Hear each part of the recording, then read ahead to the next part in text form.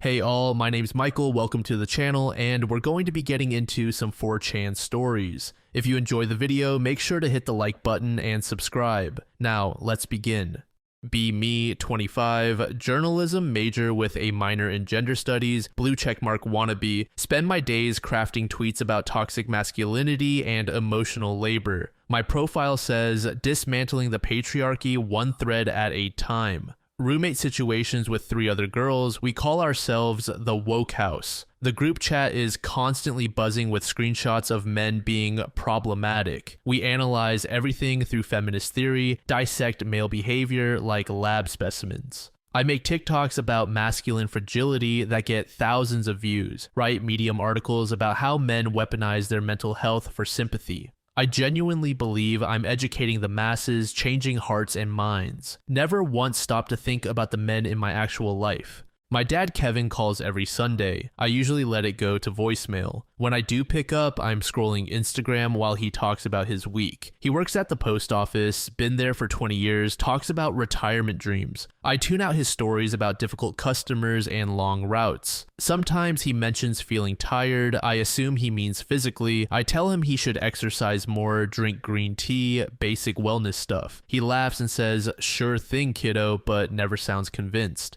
He lives alone since mom died 3 years ago, says the house is too quiet. I suggest he get a hobby, maybe online dating, anything to fill the silence. He changes the subject, asks about my job search and student loans. He always offers to help financially, even though I know he doesn't have much. I decline because I don't want to be dependent on a man, even my father. I post about self-reliance and breaking generational patterns. Meanwhile, he's eating frozen dinners alone, watching game shows. He used to love cooking for the family, but now there's no point. His garden that mom helped him start is overgrown with weeds. Neighbors mention he doesn't come outside much anymore. He stops going to his bowling league, says the guys moved away or got sick. He used to have poker nights with his buddies from work, but now most of them are retired, scattered, dealing with their own problems. Kevin starts mentioning old friends who aren't doing so well. Talks about Jerry who had a heart attack, Mike whose wife left him. Says it with this flat tone like he's reading obituaries. I'm half listening while tweeting about International Women's Day.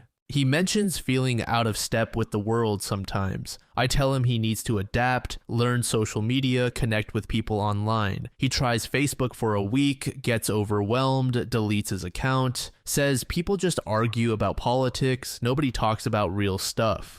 Work starts cutting hours at the post office, automation replacing human jobs. Kevin's been there longest, so he's safe for now, but he sees the writing on the wall. Younger workers getting laid off, older ones taking early retirement. He's 58, too young to retire, but too old to start over somewhere else. He starts having trouble sleeping, mentions his back hurting from lifting packages. I suggest yoga videos and better mattresses, dismisses concerns as aging. He stops mentioning work problems after I tell him to think positively. Begins our calls with, "How are you doing?" but never answers when I ask back. Says he's fine, always fine, asks about my writing and my friends. I complain about dating apps and job rejections while he listens patiently. Realize it now, he was living vicariously through my problems. At least my struggles had solutions, potential, hope for change. His life felt like slow decline with no plot twists coming. Holiday visits become awkward. The house smells stale, newspapers piling up. He apologizes for the mess, says he doesn't have company much. I'm busy live tweeting about family dynamics and emotional labor, post photos of us together, but spend the whole visit on my phone. He makes my favorite foods even though I've gone vegan. I lecture him about factory farming while eating the salad he made. He nods and says he'll try to remember next time. There won't be a next time, but neither of us knows that yet.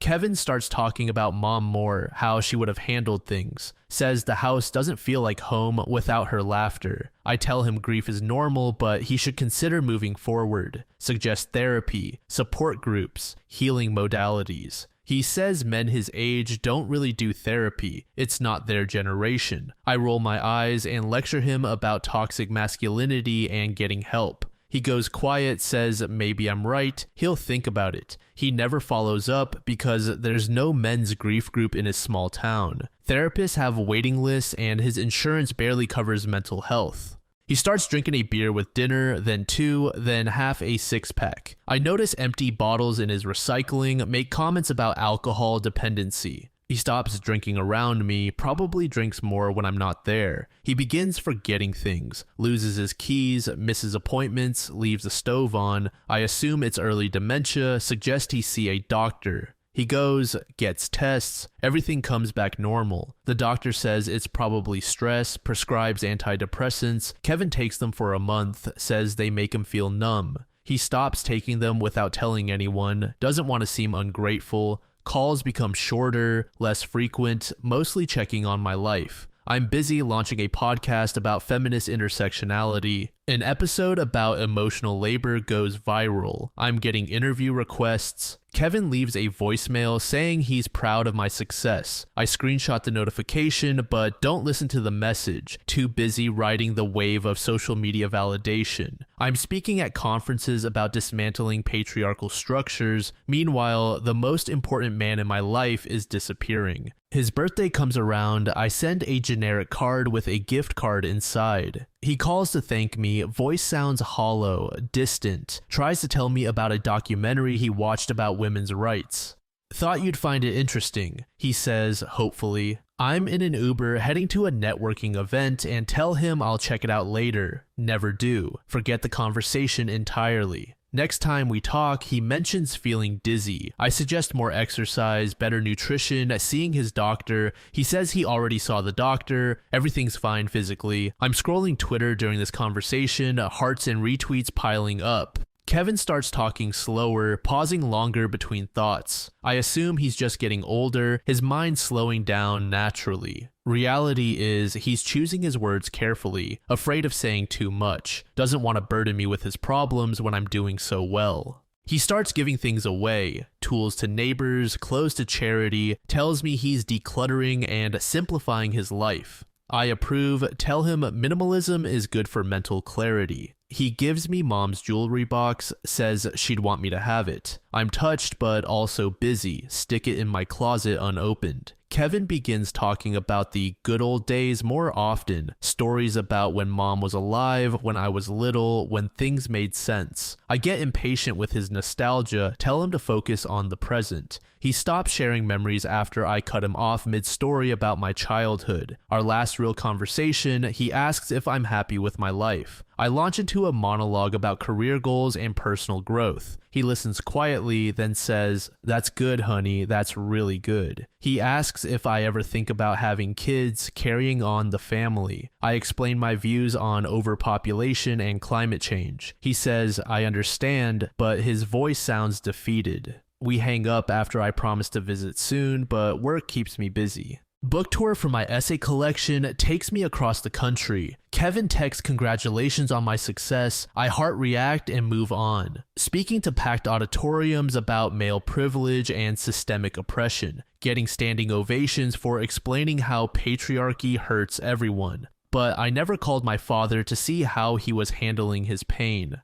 3 weeks later, a neighbor finds Kevin in his garage. Door closed, car running, peaceful expression on his face. Note on the kitchen table. Didn't want to be a burden anymore. He lists all his passwords, insurance information, instructions for his funeral, apologizes for taking the easy way out, and asks me to forgive him. Says he's proud of the woman I've become and the change I'm making. Wish I could have been stronger for you. Breaks my heart. I fly home immediately, cancel all speaking engagements. The house feels enormous and empty, filled with reminders of his loneliness. Find prescriptions he never finished, therapy referrals he never called. His browser history shows searches for how to not be sad and is 58 too old to start over. He looked up my articles and interviews, bookmarked everything I'd written. Proud father following his daughter's career from a distance. While I was teaching the world about emotional labor, he was drowning in silence. The funeral is small, few co-workers, some neighbors, his remaining bowling buddies. They tell stories about Kevin I never heard, how he covered shifts for single mothers, donated vacation days to sick colleagues, always remembered birthdays, asked about people's kids, listened without judgment. One man says Kevin talked about me constantly, showed pictures to everyone.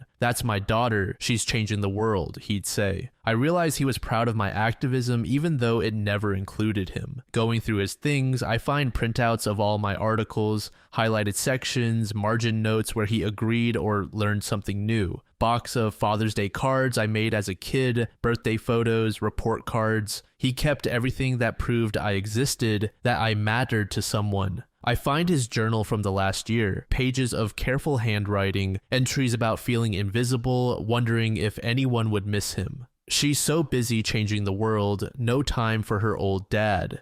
Don't want to bother her with my problems, she has important work. Maybe I did something wrong raising her. She seems angry at men. Hope she knows I love her even though I'm just another patriarch. She's better off without having to worry about me. Have to stop reading, sobbing too hard to see the words.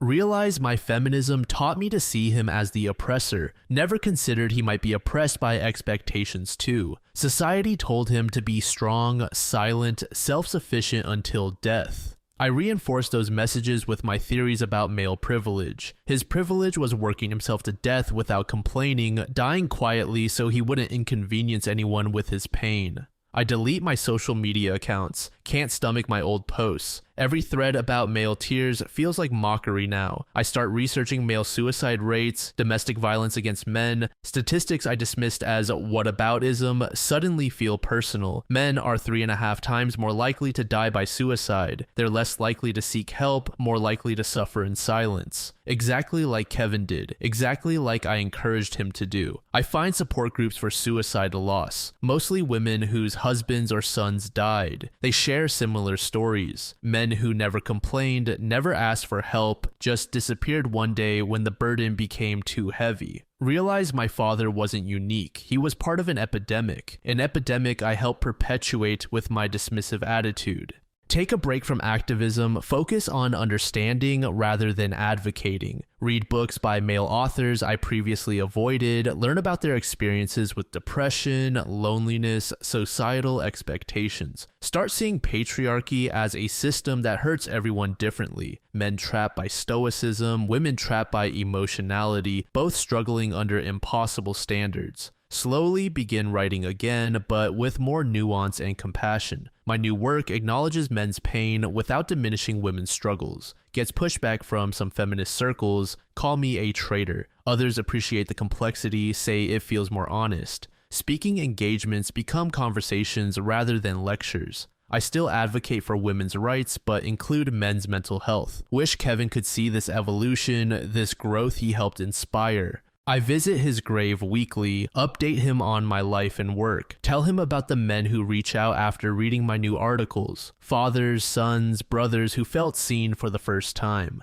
how his death taught me that dismantling oppression requires love, not anger at the oppressed, but compassion for everyone trapped. His sacrifice wasn't in vain if it helps other families communicate, if it prevents other daughters from losing fathers to silence. But some days I'd trade all the awareness for one more conversation, one chance to ask how he's really doing and actually listen, to tell him I love him not despite being a man but including all of him. The lesson came too late for us, but maybe not for others. Revolution needs room for everyone's pain, everyone's healing, even the patriarchs who suffer under patriarchy too. Story 2. Be me, 24, sociology major, turned nonprofit coordinator, passionate about social justice reform, spent college organizing protests and writing research papers on systemic oppression, Instagram feed full of infographics about privilege and intersectionality, genuinely believed I was part of the solution, fighting the good fight. Always lectured my younger brother Danny about checking his privilege. Danny's 22, just graduated with a computer science degree, works at a tech startup, total golden retriever personality, volunteers at animal shelters on weekends, still sends memes to family group chat, and remembers everyone's coffee orders. I used to mock him for being painfully wholesome and aggressively optimistic. He'd laugh and say, "Someone has to balance out your cynicism, sis." Never anything inappropriate though, treats everyone with genuine respect. His startup goes through a rapid growth phase, hiring dozens of new employees. Company culture is very casual, ping pong tables and craft beer Fridays. Danny becomes unofficial morale booster, organizes team lunches and birthday celebrations, remembers personal details about coworkers, asks about their pets and hobbies, always the first to help with technical problems or offer debugging assistance, calls newer employees rookie or newbie as friendly nicknames. Company implements mandatory sensitivity training after some investor pressure, workshops about microaggressions, unconscious bias, creating inclusive spaces. Danny attends but doesn't really internalize the corporate speak, just continues being himself, helpful, enthusiastic, treating everyone like family.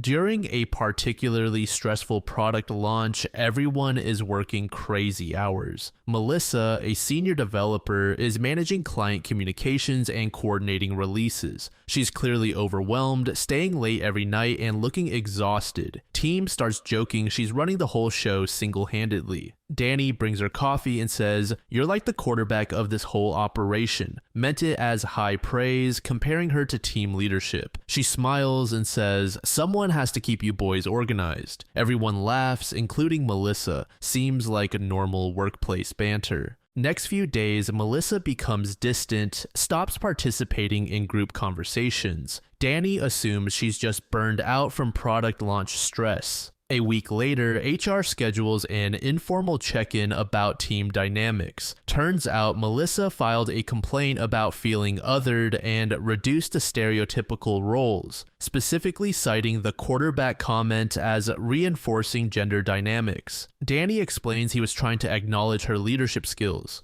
HR says impact matters more than intent and notes his defensive response. He's genuinely confused because sports metaphors are common in tech. Would have called a male colleague quarterback in the same situation. Starts noticing other female coworkers treating him differently. Conversations become stilted. They stop including him in lunch plans. Overhears someone say his helpfulness feels performative and try hard. Another complaint surfaces about him explaining a coding concept to a junior developer. She had specifically asked for help, but HR labels it condescending mansplaining. His habit of celebrating team wins with enthusiastic praise gets flagged as excessive. Group chat joke about crushing this deadline gets reported as aggressive language. HR puts him on a performance improvement plan pending behavioral modifications. Colleagues start avoiding him, afraid of guilt by association. His desk becomes an island. People walk wide circles around it.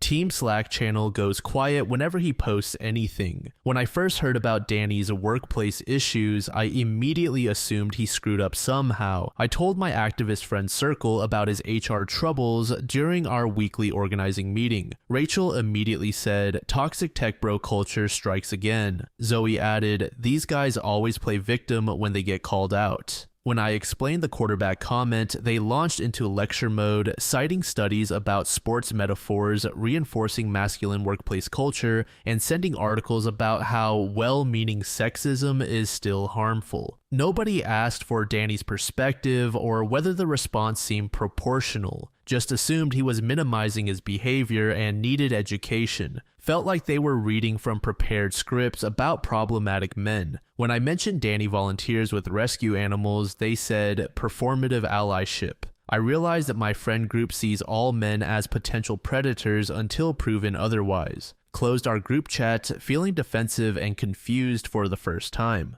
I used to feel energized by these conversations about accountability, would share screenshots of workplace harassment stories with righteous anger, but watching my own brother get torn apart felt completely different. The mob mentality I'd participated in now seemed cruel and unfair. Danny tries to salvage his reputation by requesting a mediation session, brings written reflection on unconscious bias and communication styles, asks about additional training opportunities to demonstrate growth. HR listens politely, but their minds are already made up. They've decided he represents cultural misalignment with company values. He gets terminated during his probationary improvement period, no severance package, no positive references, just blacklisted. Has to surrender his laptop and badge immediately, escorted out by security. Leaves behind the houseplants he'd been caring for and birthday decorations he organized. Sends a goodbye message to the team group chat. Nobody responds.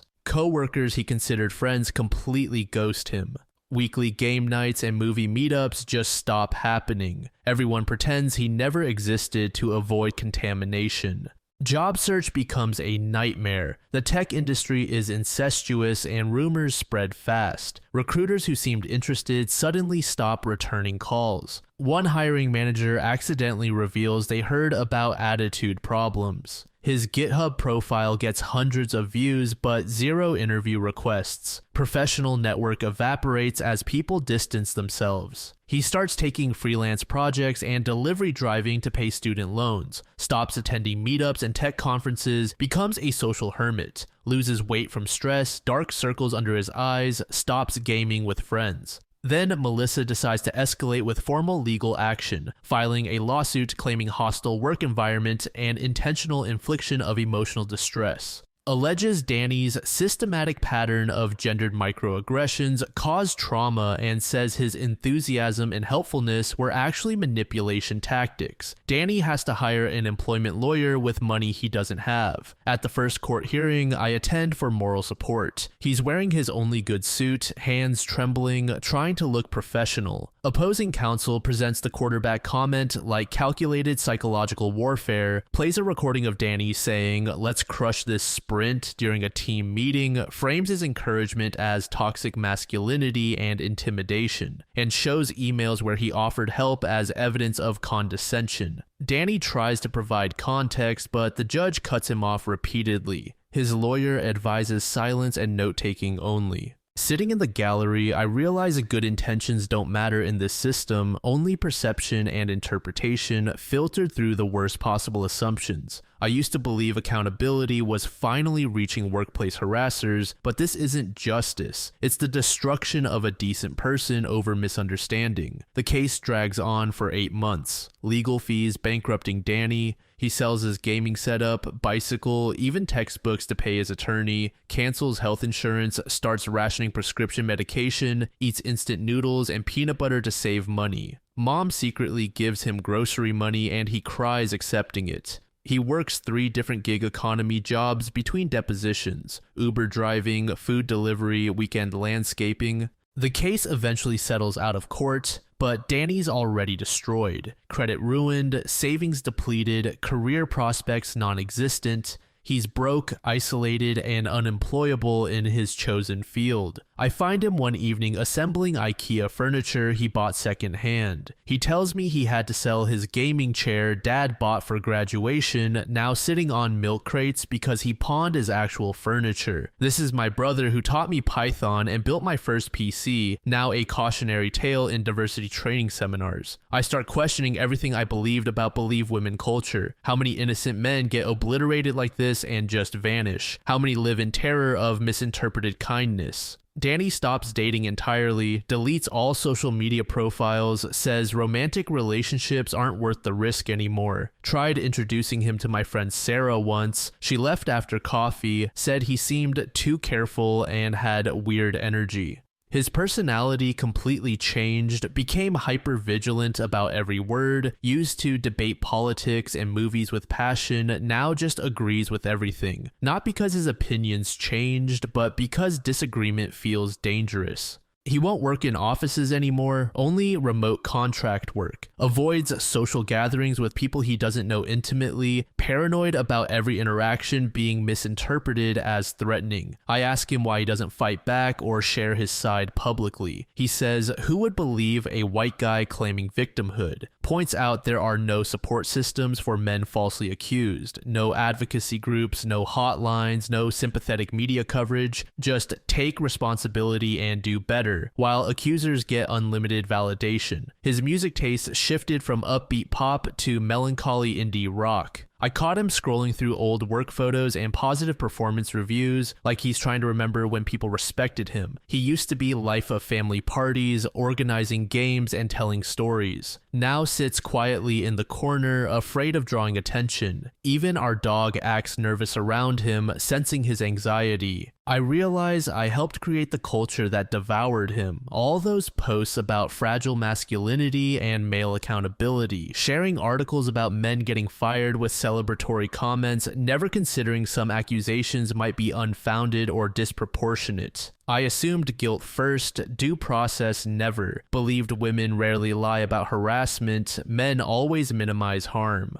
But Danny never harassed anyone, just tried being an encouraging colleague. His crime was treating everyone like friends in an increasingly hostile environment. I watch him struggle with basic social skills now, second-guessing every gesture. Understand why men seem emotionally closed off and defensive. They're protecting themselves from social execution disguised as justice. The saddest part is no redemption possible once branded problematic. No learning opportunity, no chance to demonstrate growth, permanent exile from professional world and social acceptance. I started researching false accusation rates and due process erosion, learned about male suicide spikes after public shaming campaigns, realized the movement I supported became weaponized mob justice. Danny deserved basic fairness. Probably thousands like him do too. Now, when someone says believe all women, I think about my brother sitting alone in a studio apartment eating ramen, punished for being exactly what feminists claim to want in men: kind, supportive, emotionally available, respectful. Wonder how many other families are watching sons and brothers disappear, destroyed by the very values they tried to embody. The system we built has no mercy, no nuance, no room for human error, just swift judgment and permanent consequences. Danny's optimism died that day HR called him in, replaced by bitter understanding that good intentions mean nothing. Kindness is suspicious, enthusiasm is toxic, helping is mansplaining. Better to stay invisible than risk misinterpretation. This is the world my activism helped create, and I'm not sure it's better for anyone.